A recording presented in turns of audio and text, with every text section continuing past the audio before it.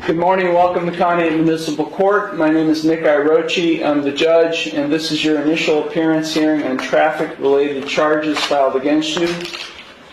As you can tell, we have several students here from the Conneaut Middle School. They are here every Tuesday morning as part of My Day in Court. It's in its 36th year of operation. It's the longest running court student program in Ohio, and sponsored by our local Conneaut Rotary Club. They're here to observe proceedings only. I'm going to read all of you your rights, and then when I'm done reading you your rights, I will call your case up individually. When I call your case up, you can take a seat in this first blue chair. If you have any questions regarding the rights I'm about to read to you, you can ask them at the time I call your case up, and then we'll address the charge or charges filed against you.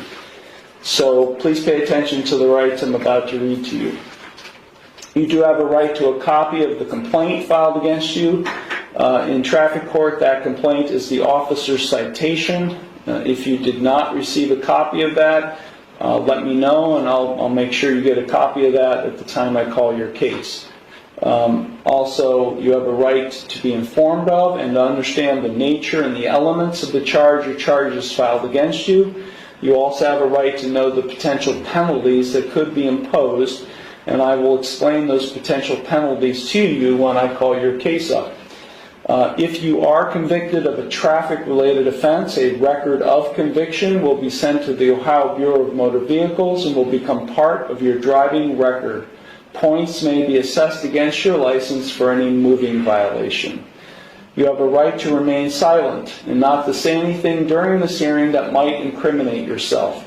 Any statement you make could be used against you. You also have a right to a trial to the court.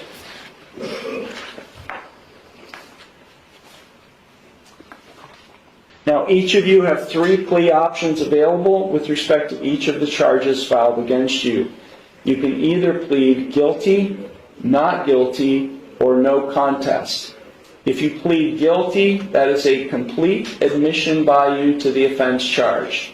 If you plead guilty, the court will find you guilty, and then I will impose sentence. The second option is you can plead not guilty. If you plead not guilty, that is a denial by you to the offense charged, and as I said earlier, if you plead not guilty, I will set your case for further proceedings after today, and I will set a bond. The third option is you can plead no contest. If you plead no contest, that is not an admission of your guilt, but it is an admission by you of the truth of the facts alleged in the complaint filed against you. If you enter a plea of no contest, this court will find you guilty, and I will impose sentence without any evidence being presented against you. However, the plea of no contest cannot be used against you in any later civil or criminal proceedings. Court is now calling City of Conneaut versus Amber McKenry, case number 24 TRD 819. Ma'am. I'm sorry. I'm just trying to get my stuff situated so it's ready.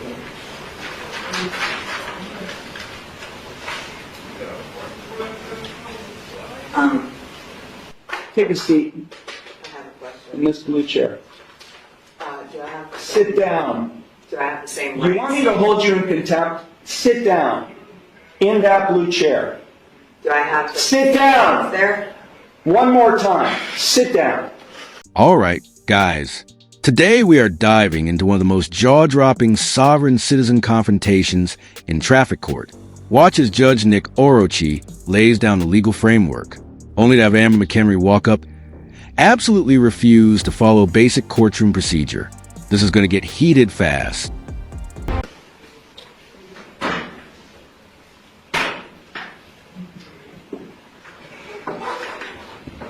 Now you'll answer my questions.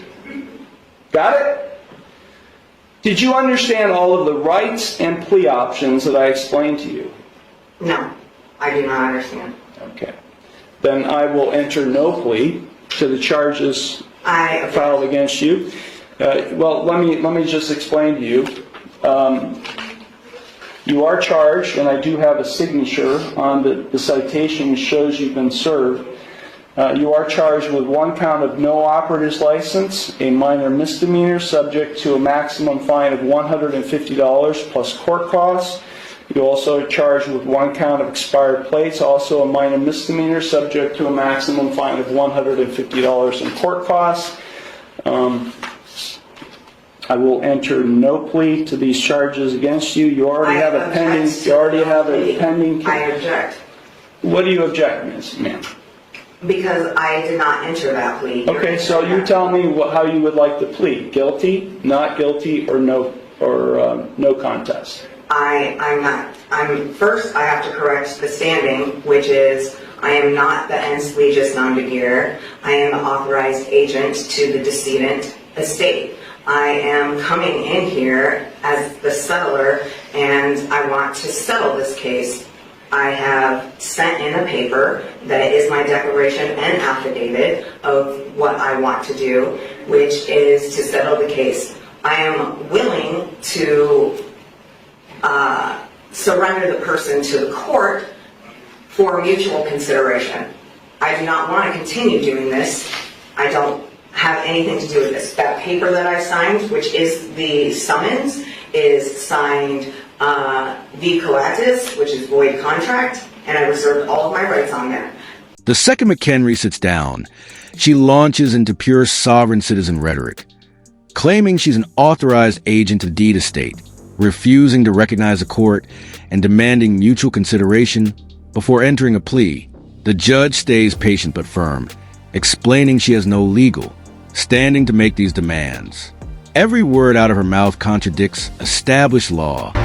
So, is the court willing to give me mutual consideration today or not?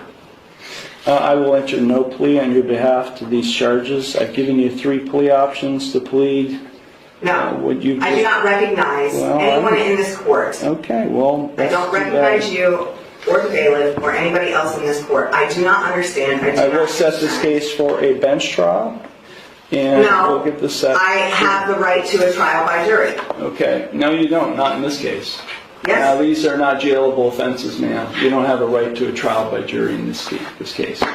You already have a jury trial scheduled in another case, but then because you're facing jail time in that case. But in this case, you're not facing jail time, only a fine and anything that is above $25 in a court of law has the right to a jury by trial, which is involuntary. Can't be violated, basically, is what it means. So I have the right to a jury by trial. No, you don't. Of my peers. No, you don't. Yeah. We're going to set it for trial, and you're going to go to the clerk's window, and they're going to give you a trial date. Okay?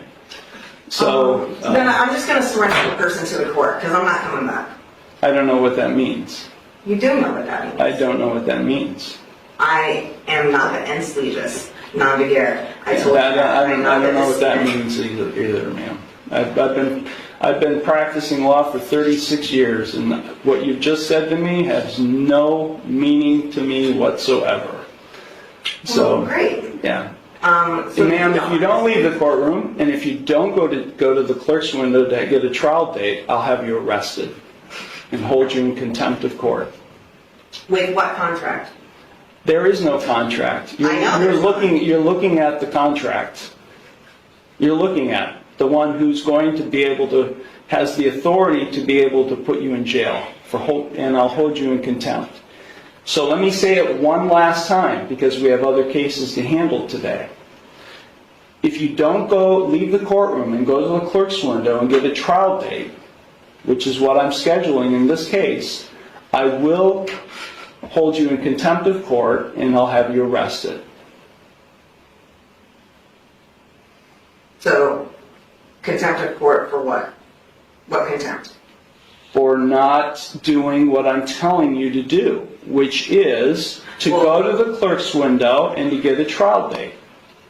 You're the trustee, and I'm the beneficiary. No, there is no trust relationship here. No, there isn't. I've drafted many trusts, and there is no trust relationship between the judge and you, the defendant. Yeah, because you are not the beneficiary, and nor am I the trustee. Yes. Yeah, that's just not how it works, man. Not how it works.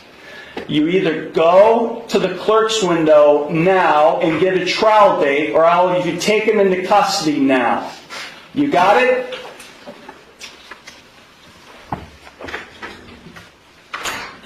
McKenry then demands a jury trial in traffic court, something she has zero right to. The judge explains this 3 times, but she keeps pushing fictional legal theories about trusts and beneficiaries that have absolutely no basis in reality.